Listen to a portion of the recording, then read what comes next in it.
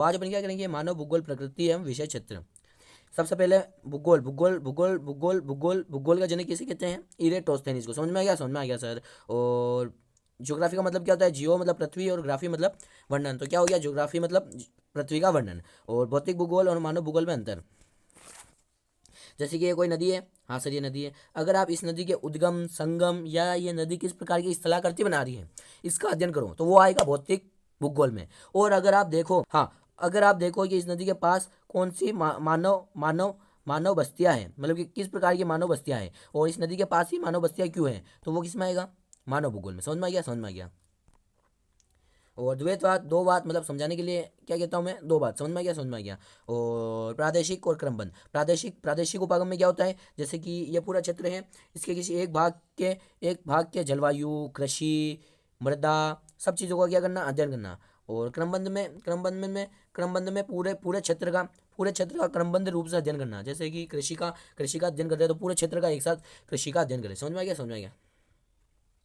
जो जर्मन भूगोलवेत्ता होते हैं वो देश राज्य को क्या मानते हैं, जीवित जीव। और जो जल मार्ग, रेल मार्ग और सड़क मार्ग होते हैं उन्हें क्या मानते हैं, परिसंचरण की धमनियाँ। समझ में आ गया, समझ में आ गया सर। एलन सी सैंपल ने मानव भूगोल की परिभाषा दी, क्या दी, और मानव भूगोल क्या दी थी, मानव भूगोल इन्होंने परिभाषा यह दी कि मानव भूगोल अस्थिर पृथ्वी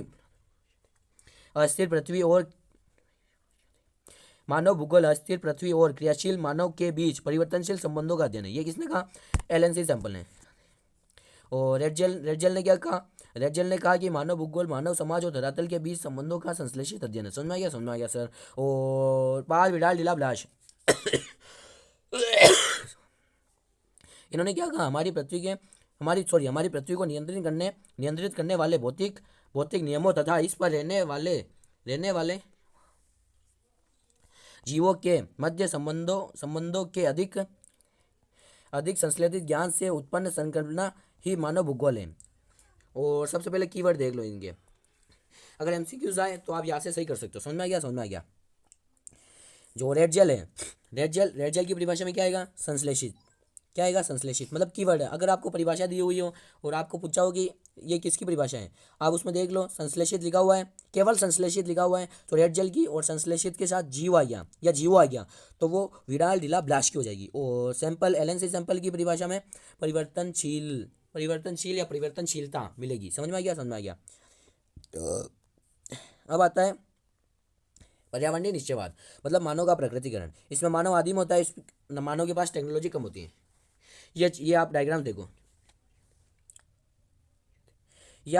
इसमें क्या है, एक तरफ मानव है, एक तरफ प्रकृति, और बीच में क्या है, टेक्नोलॉजी। अगर टेक्नोलॉजी ज़्यादा होगी तो मानव प्रकृति में बदलाव करेगा, अगर टेक्नोलॉजी कम होगी तो मानव प्रकृति में बदलाव नहीं करेगा। समझ में आ गया, समझ में आ गया। और संभववाद में क्या होता है, मानव प्रकृति में बदलाव करता है, किसकी मदद से, टेक्नोलॉजी की मदद से। मानव आधुनिक हो जाता है, हाँ सर हो जाता है। और पर्यावरणीय निश्चयवाद बता दिया। अब आता है नव निश्चयवाद, मतलब मध्यम मार्ग। ये किसने दिया, ग्रिफिथ टेलर ने। समझ में आ गया, समझ में आ गया। इसे रुको और जाओ निश्चयवाद भी कहते हैं। और इसमें 3 लाइट बताई गई, लाल, पीली और हरी। लाल मतलब पीली को क्या कहते हैं, एम्बर लाइट भी कहते हैं। समझ में आ गया, समझ में आ गया। लाल मतलब रुको, मतलब कि आप अभी रुको और अपनी टेक्नोलॉजी को और विकसित करो, फिर प्रकृति में क्या करो, बदलाव करो। समझ में आ गया, समझ में आ गया। और एम्बर लाइट मतलब तैयार रहो। तैयार मतलब कि पीली लाइट का मतलब है कि मतलब कि आपके पास आप मतलब कि आप जिस जगह हो, अगर आप मतलब कि प्रकृति में आगे बदलाव नहीं करना चाहते हो तो आपको रुक जाना चाहिए, मतलब कि आपको सोचना चाहिए कि प्रकृति में बदलाव करूँ नहीं करूँ, मतलब कि करना चाहिए कि नहीं करना चाहिए। समझ में आ गया, समझ में गया। जाओ मतलब कि आप इसके पास टेक्नोलॉजी, आप प्रकृति में बदलाव कर सकते हो। समझ में आ गया, समझ में आ गया। अब आता है क्षेत्र उप क्षेत्र। सामाजिक भूगोल के उप क्षेत्र कौन कौन से हैं, व्यवहारवादी भूगोल, लिंग भूगोल, अवकाश भूगोल, चिकित्सा भूगोल। ये क्या है, सामाजिक भूगोल के उपक्षेत्र। राजनीतिक भूगोल के उपक्षेत्र, निर्वाचन भूगोल। समझ में आ गया, समझ में आ गया। हाँ तो आर्थिक भूगोल के उपक्षेत्र कौन कौन से, कृषि भूगोल, विपणन भूगोल, उद्योग भूगोल और संसाधन भूगोल। समझ में आ गया। आपका चैप्टर क्या हुआ, समाप्त।